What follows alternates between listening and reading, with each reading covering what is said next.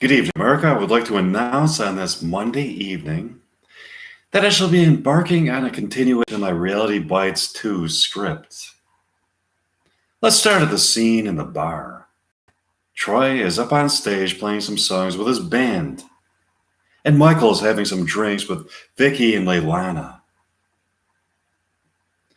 Troy finishes the set and begins talking to Michael, Leilana, and Vicky. My version of the scene is a rewrite, embellished by me to reflect my romantic and narcissistic desires.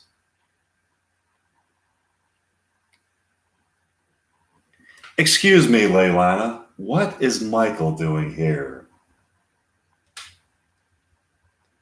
He decided to drop in. Nice said, Michael. I'm here to fly Leilana and I to New York City. I edited her documentary and I would like to premiere it at different theaters there. I didn't agree to that.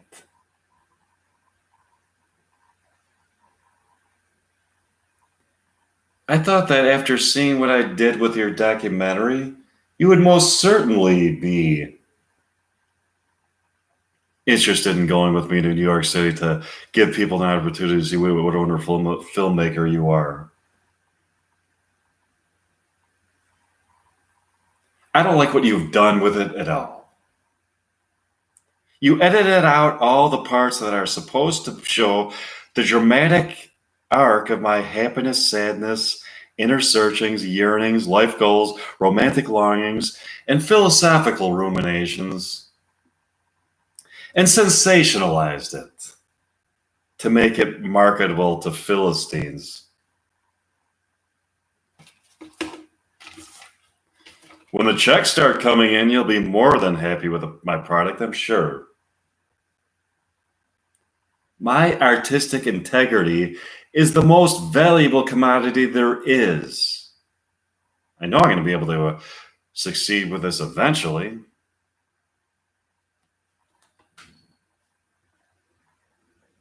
If you stick with me, I can guarantee you instant success.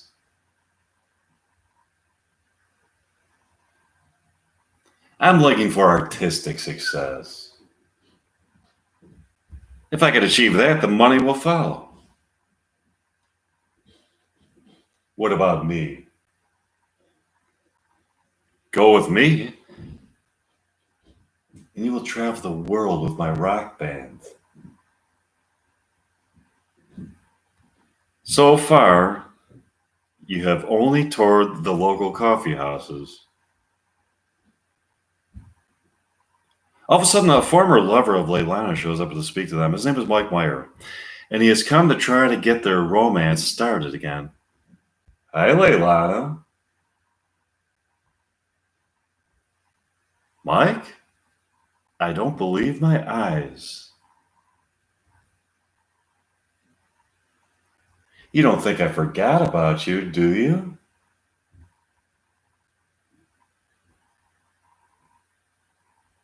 I haven't forgotten about you, Mike. So, how have you been? Who is this guy? Oh, pardon me, Troy. This is Mike.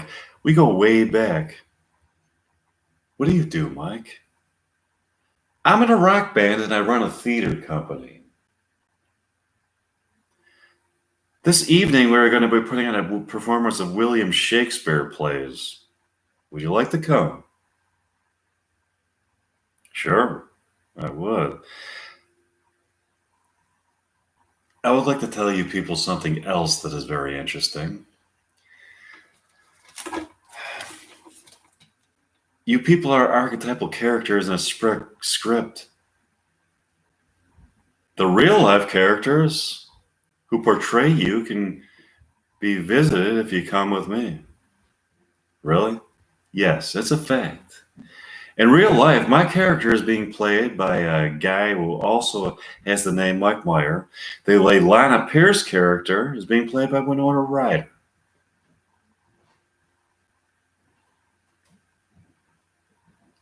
In real life, Mike Myers is very close to realizing his dream of meeting Winona Ryder, the woman he feels that he is preordained to consummate his love with. The consummation of his love would confer more immortality to both of them. True love has that power. Let's go see the play tonight. Are you people with me on this? Everybody nods their approval and they go to see the performance. Here's an excerpt from it. Now I get my Shakespeare out.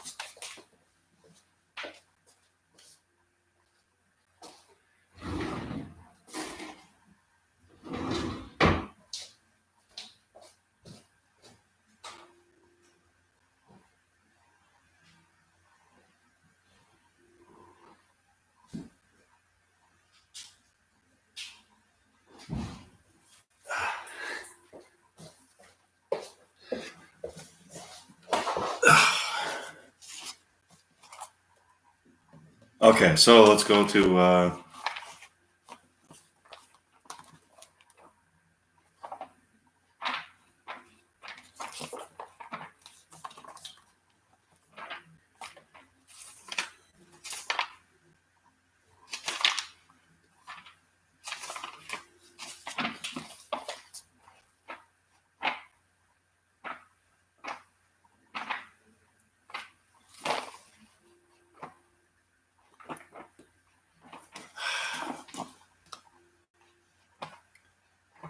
The Taming of the Shrew. Okay. Act 2. Bianca. Good sister, wrong me not. Not wrong yourself. Oh, wait a minute. No, okay, wait a minute.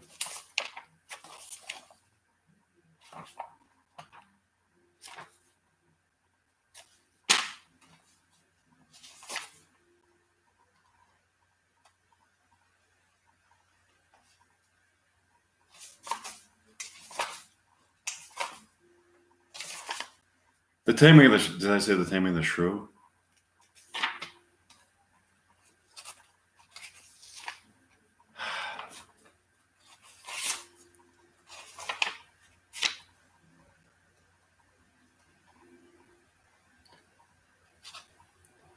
Scene 2, Paris, the King's Palace. Oh, this is all's well that ends well. Okay, wait.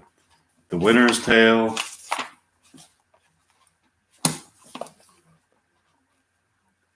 Hamlet.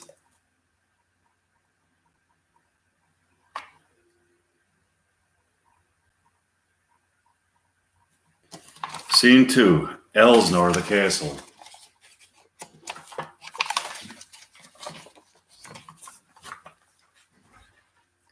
Flourish, enter Claudius, King of Denmark, Gertrude the Queen, and counselors, including Polonius, his son Laertes, Voltimand, Cornelius, and Hamlet. Though yet of Hamlet, our dear brother's death, the memory be green, and that it us befitted to bear our hearts in grief and our whole kingdom, to be contracted in one brow of woe. Yet so far hath discretion fought with nature, that we with the wisest sorrow think on him, together with remembrances of ourselves. Therefore our sometime sister, now our queen, the imperial jointress to this warlike state, have we, as 'twere, with a defeated joy. With an auspicious and dropping eye, with mirth in funeral, and with dirge in marriage, an equal scale weighing delight and dole. Taken to wife, not have we herein barred your better wisdoms, which have freely gone. With this affair along, for all our thanks, now follows that you know, young Fortinbras, holding a weak supposal of our worth, or thinking by our late dear brother's death, our state to be disjoint and out of frame, co-leagued with his dream of his advantage. He hath not failed to pester us with message, importing the surrender of those lands lost by his father, with all bands of law, to our most valiant brother. So much for him. Now for ourselves, and for this time of meeting. Thus much the business is we have here writ to Norway, uncle of young Fortinbras, who impotent and bedrid, scarcely hears of this nephew's purpose to suppress his further gut herein, in that the levies, the lists, in full proportions, are all made out of his subject.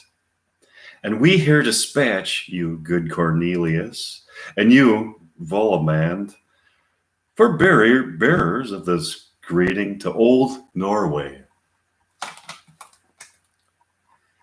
Giving to you no further personal power to business with the king more than the scope of these delated articles below. Farewell, and let haste commend your duty.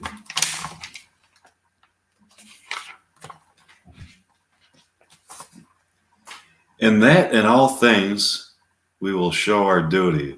We doubt at nothing, heartily farewell. And now, Laertes, what's the news with you? You told us of some suit. What is it, Laertes? This one's kind of, wait a minute, find a more interesting section.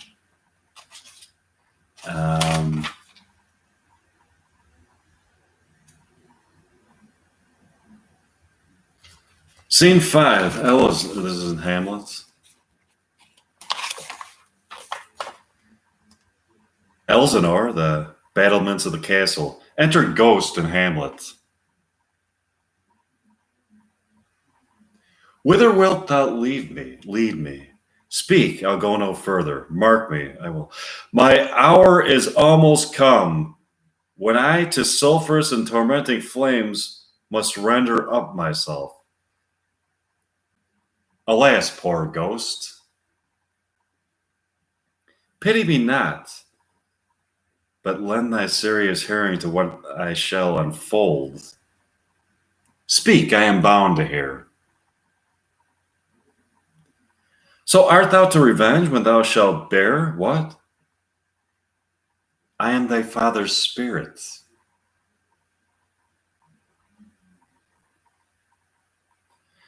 Doomed for a certain term to walk the night, and for the day confined to fast and fires, till the foul crimes done in my days of nature are burnt and purged away.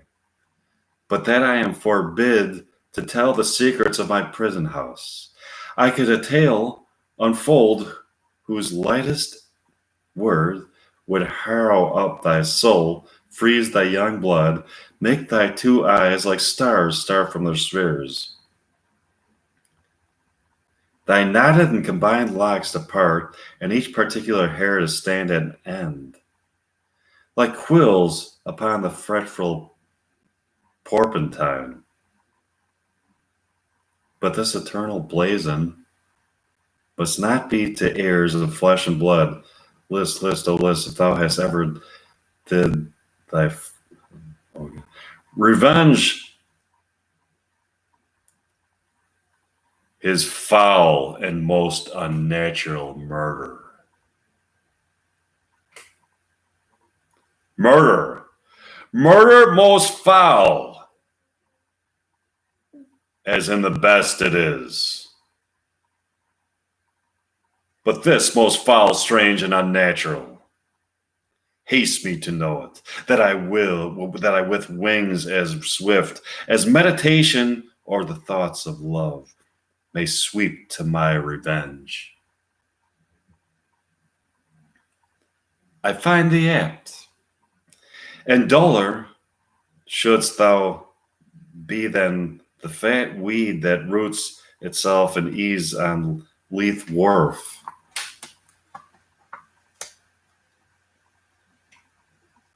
Wouldst thou not stir in this? Now, Hamlet, bear.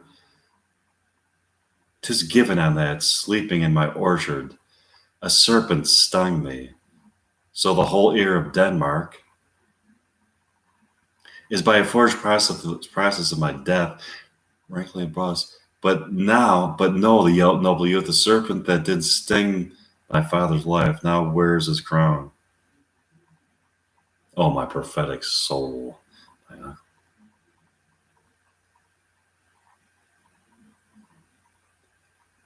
That incestuous, that adulterous beast, with witchcraft of his wits, with traitorous gifts, oh, wicked wit and gifts that have the power so to seduce.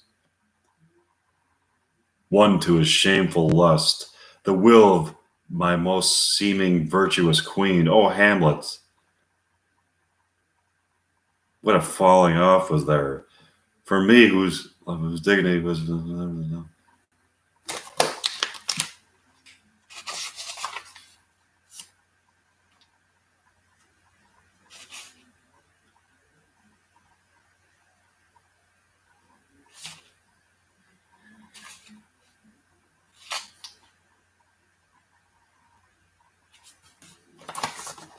Okay, let's enter this new scene here.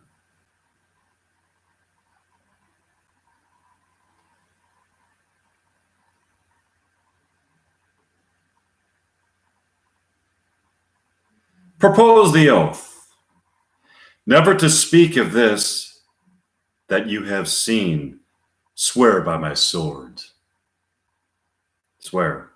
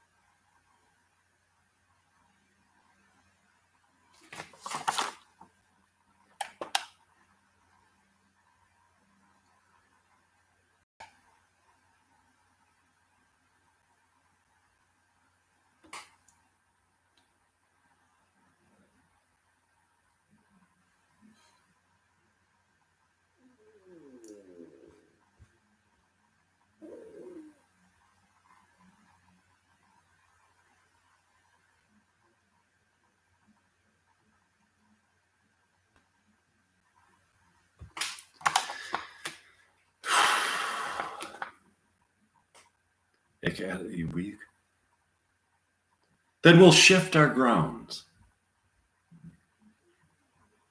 Come hither, gentlemen, and lay your hands again upon my sword. Swear by my sword, never to speak of this that you have heard. Swear by his sword. Well said, old mole. Canst thou work of the earth so fast? A worthy pioneer. Once more remove, good friends, oh, day and night, but this is wondrous strange, and therefore, as a stranger, give it welcome. There are more things in heaven and earth, Horatio, than are dreamt of in your philosophy, but come, here, as before, never so help you mercy. How strange or odd summer I bear myself, as I perchance hereafter shall think meet to put an antic disposition, that you at such times, seeing me, never shall, with arms encumbered thus, of this head shake, or by pronouncing of some doubtful phrase as well we know we could, if we would, or if we list to speak, or there be, and if they might. Or such ambiguous giving out to note that you know aught of me. Thus do swear, so grace and mercy at your most need help you. Swear. Rest, perturbed spirit, so gentle, without my...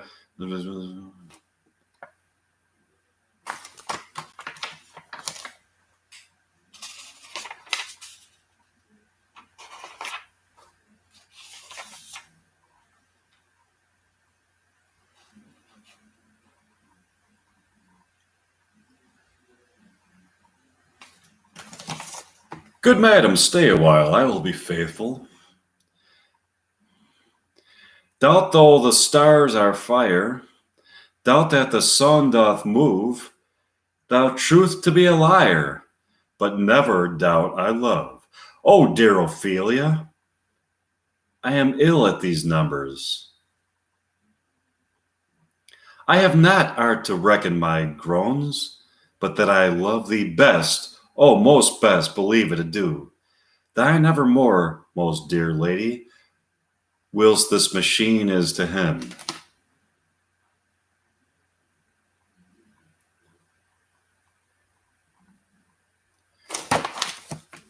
Uh,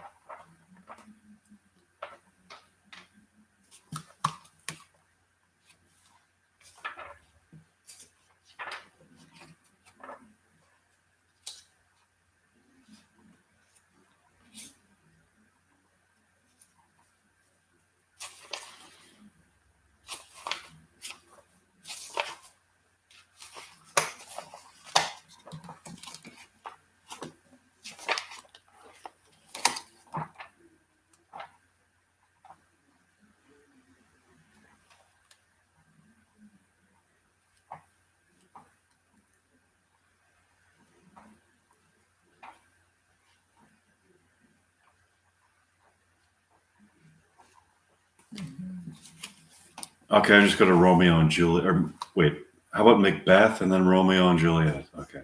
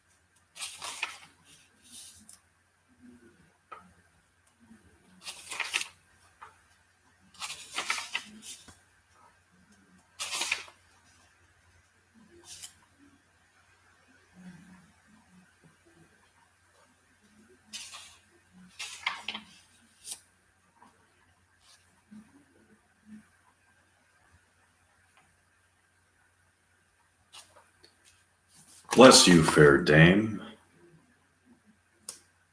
I am not to you known, though in your state of honor I am perfect.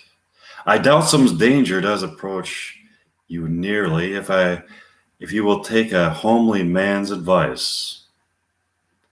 Be not found here, hence, with your little ones, to fright you thus. Methinks I am too savage to do worse to you were fell cruelty, which is too nigh your person. Heaven preserve you, I dare abide no longer.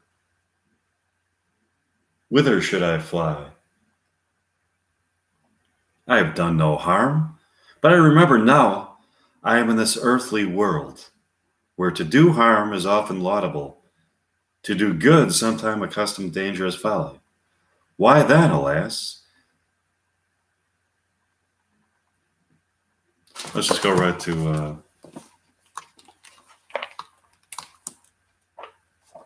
Romeo and Juliet.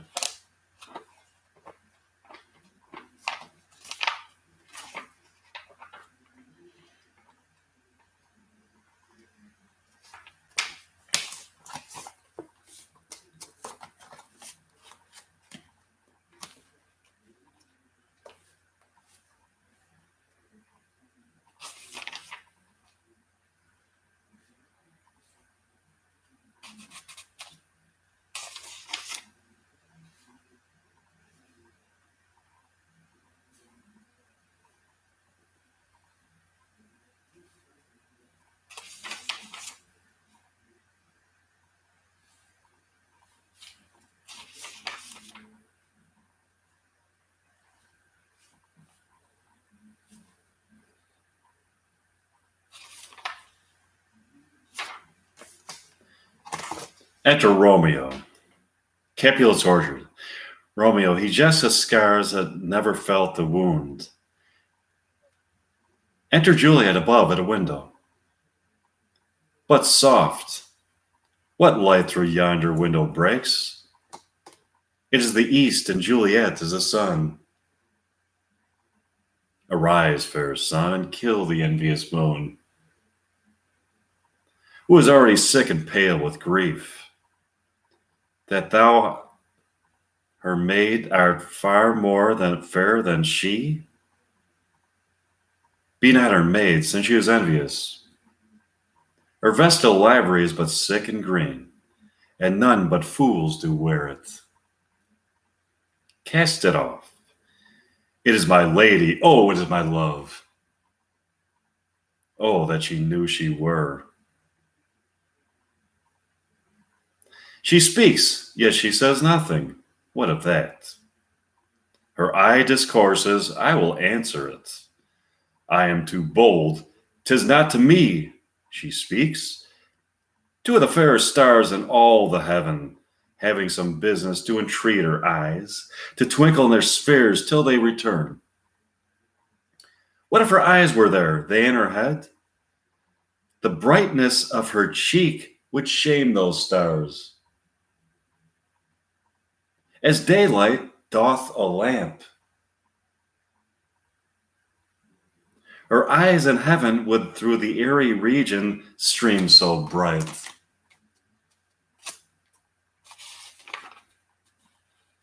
That birds would sing and think it were not night. See how she leans her cheek upon her hand?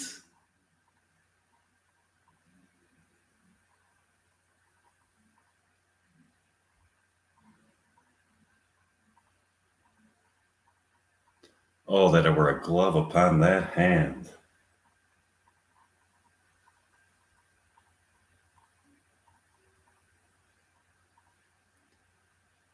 That I might touch that cheek.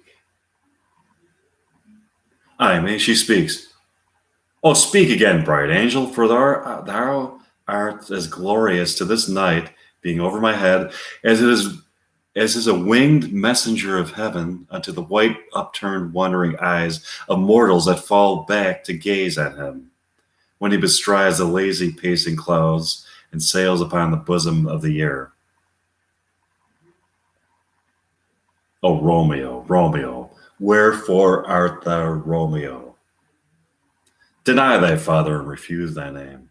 Or, if thou wilt not, be but sworn, my love, and I'll no longer be a Capulet.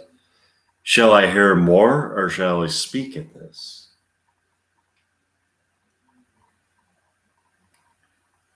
Tis but thy name that is my enemy. Thou art thyself, though not a Montague. What's a Montague?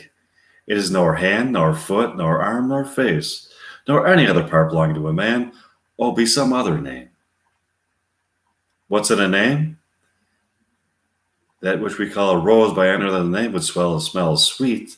So Romeo would worry not Romeo called, retain that there perfection which he owes without that title. Romeo doff thy name, and for thy name, which is no part of thee, take all myself. I take thee at thy word.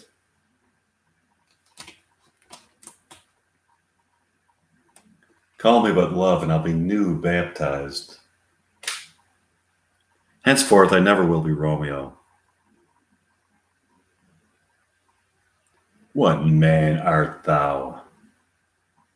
Thus be screened in night, so stumblest on my counsel? By a name I know not how to tell thee who I am. My name, dear saint, is hateful to myself, because it is an enemy to thee. Had I it written, I would tear the word.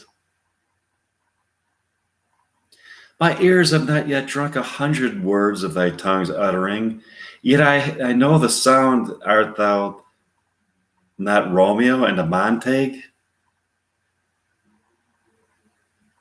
Neither, fair maid, if either thee dislike.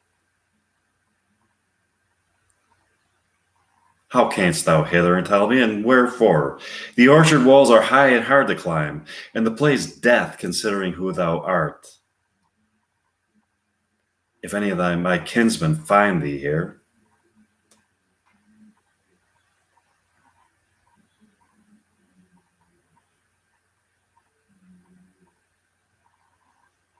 with love's light wings did I overperch these walls. For stony limits cannot hold love out, and what love can do, that dares love attempt, therefore thy kinsmen are no stop to me.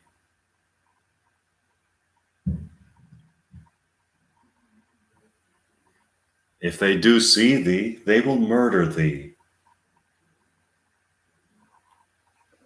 Alack, there lies more peril in thine eyes than 20 of their swords. Look thou but sweet, and I am proof against their enmity.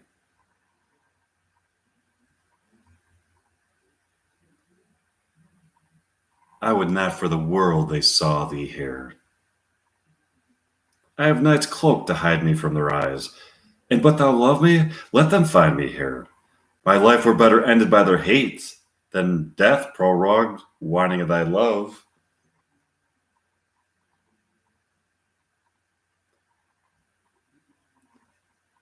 By whose direction foundst thou out this place? By love that first did prompt me to inquire. He lent me eyes, and I lent them counsel.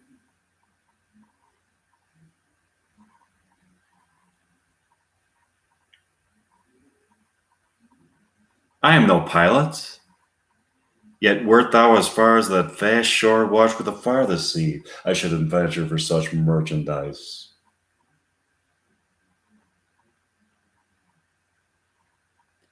Thou knowest the mask of night is on my face, else would a maiden blush bepaint my cheek. For that which thou hast heard me speak tonight, fain would I dwell on form, fain deny what I have spoke, but farewell compliment.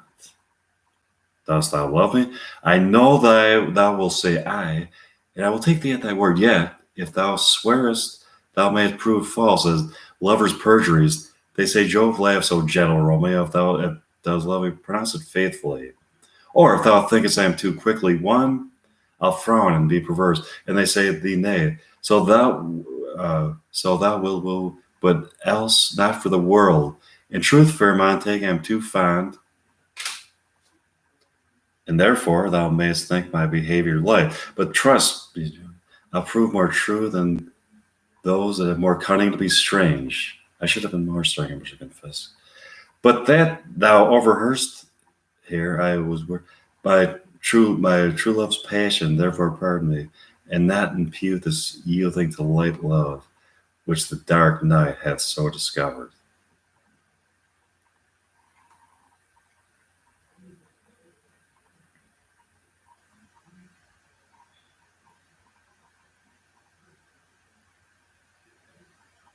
Lady, by yonder blessed moon I vow, that tips with silver all these fruit tree tops. Oh, swear not by the moon, the inconsistent moon, that monthly changes in her circled orb, lest that thy love prove likewise variable. What shall I swear by? Do not swear at all, or if thou wilt, swear by thy gracious self, which is the God of my idolatry, and I'll believe thee. If my heart still, well, do not swear, although I joy in thee, have no joy in this contract tonight. It is too rash to advise, too sudden, too like the lightning which thou ceased to be. Ere one could say, light and sweet, good night. This bud of love by summer's ripening breath may prove a beauteous flower when next we meet. Good night, a sweet repose and rest. Tell my heart is that within my breast. Oh, wilt thou leave me so unsatisfied?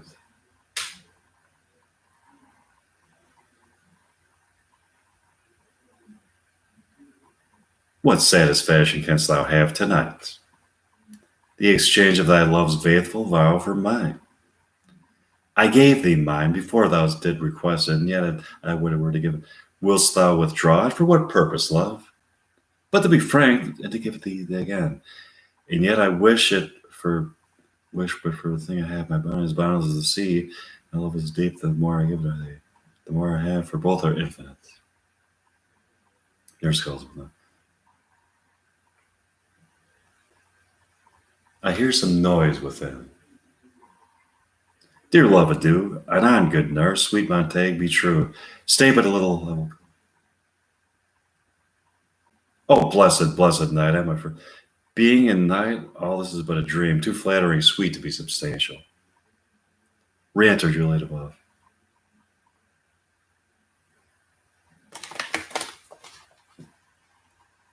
Three words, dear Romeo, and good night indeed. If that thy bent of love be honorable, thy purpose marriage, send me a word tomorrow, by one that I'll procure to come to thee.